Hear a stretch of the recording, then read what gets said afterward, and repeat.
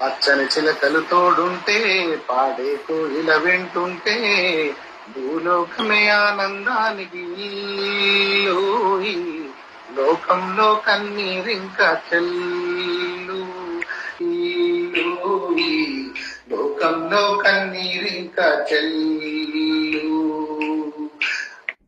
విన్నే ఆనందం అందే మన్నే ఆనందం భూమిని చీల్చుకు పుట్టే పత్తి. ఈ సందర్భంగా తెలియజేశావు.